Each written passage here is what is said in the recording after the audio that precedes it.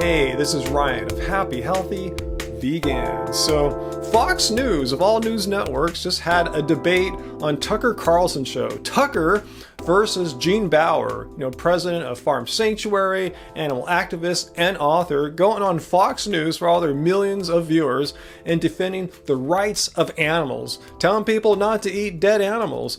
And why should they listen to him? Well, let's see if this turned out to be one of these crazy knockdown debates that's very typical of Tucker's shows. It seems to be taking kind of a large step to assume you have the right to tell other people what to eat.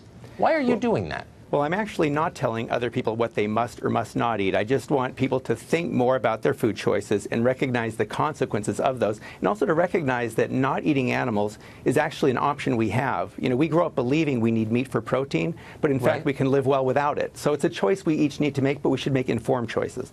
Nice try there, Tucker, at painting vegans as fascists. I mean, it's not like that at all. As Gene said, we don't go around and mandate and tell people, you're allowed to eat this food or not that food. It just doesn't work that way. In reality, it's like Gene said. Our goal as vegans, and one of our goals at least, is to inform people about their food choices and the consequences of them. And let people know, as I tell people all the time, you don't need to eat dead animals to be alive. A lot of people are just blissfully unaware of that fact. And then I meet people who are vegan, and one, there's a super high level of fussiness, which I find a major turnoff. And two, they all look pretty easy to push over. So you can't tell me that it's that good for you if they all look like they fall over in the wind, right? Well, all right, yet another lame generalization there by Tucker. Vegans are all weak and frail. Fortunately, Gene sets them straight on this. Well, we are certainly a passionate group, us vegans, but not all vegans are that skinny. In fact, the only U.S. male weightlifter who qualified for the Olympics in Rio is a vegan. And there are amazing vegan bodybuilders and athletes. That look on Tucker's face there is absolutely priceless. Somebody needs to make a meme out of his face there for mind blown. And the Olympic weightlifter that Gene's referring to there is Kendrick Ferris, and I like to bring him up on this show as an example of a vegan who beat out all these other meat-eating weightlifters to qualify and compete in Rio. Interesting. Well, you make a compelling case. As a vegan, for me, it's really about living as compassionately as possible, not participating in unnecessary suffering. And if we can live well without causing harm to other animals, why wouldn't we? So well, I agree. You know what? I agree with you. I'm just going to say it. I agree with you completely there. Yeah, sounds so reasonable. If we can live in such a way that we cause no harm to animals, yet we suffer nothing health-wise, in fact, we gain tons health-wise, why not do it? And I'm kind of shocked and surprised to see that Tucker likes this idea. I love cheese. I like meat too, but I really love cheese. I'm not giving up burrata, period, or cheddar, period. Why is that harming animals to eat dairy? I don't understand that. For us vegans, that might seem like a really ignorant question, but I'm not going to critique Tucker for that. Most people are blissfully unaware of all the cruelty involved in dairy. Fortunately, Gene is well informed about this topic. Well, in order for a cow to produce milk, she has to have a baby, and the babies are taken away at birth. And in some cases, they're raised to become veal. If it's a male calf born on a dairy farm, they're useless. So they are actually raised to become veal calves. And so dairy cows have it pretty rough. And then when they're no longer profitable on the dairy, they're sent to slaughter and usually killed at about 3 or 4 years old.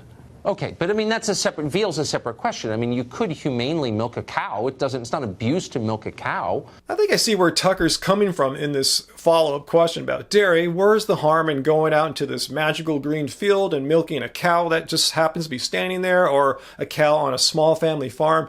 There's no cruelty, right? If you just go up and milk it. Well, he seems to have forgotten the first thing that Gene said, that a cow, or any animal or mammal for that matter, to lactate needs to be pregnant, needs to have a baby. Well, how did the cow get pregnant? Well, they're forcibly impregnated, and Gene didn't even get into that. So an animal's raped, essentially, and forced to be pregnant her entire life and have all her babies taken away, and most of them turned into veal or other dairy cows, and this process gets cycled into perpetuity.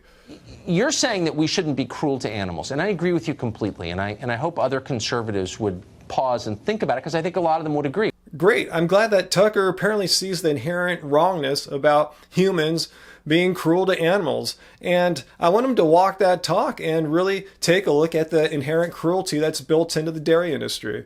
But that's different from saying we have no moral right to eat animals. I think most people believe that we have dominion over the animals. Well, that doesn't prove anything. If the majority of people believe anything, doesn't make it true. In fact, that's a logical fallacy. It goes by several names, the most common of which is the appeal to popularity. Just because a majority of people believe in something doesn't mean there's any truth behind that. Everyone could be wrong, or a lot of people could be wrong about something. And even if that were true, let's say that we do have dominion over animals, does that mean that it's right? It's moral for us to kill billions of them needlessly? Is that what dominion means? Well, And so if you were starving on a mountain somewhere and a goat was all you had, would you kill the goat and eat him, or would you starve, honestly?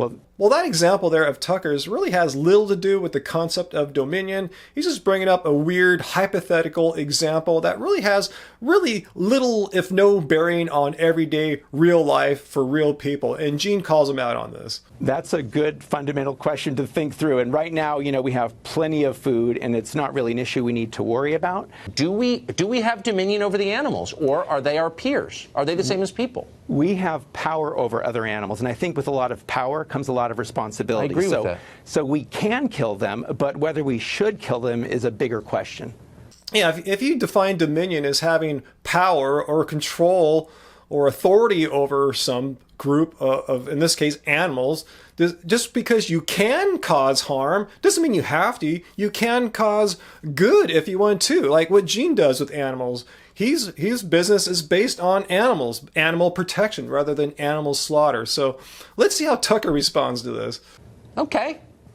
I have to say, I started the segment thinking this guy's probably crazy, but I think you're actually reasonable and thoughtful. And I don't agree with everything you've said, but I appreciate your coming on tonight. All right, I got to admit that Tucker pretty much surprised and impressed me in this interview.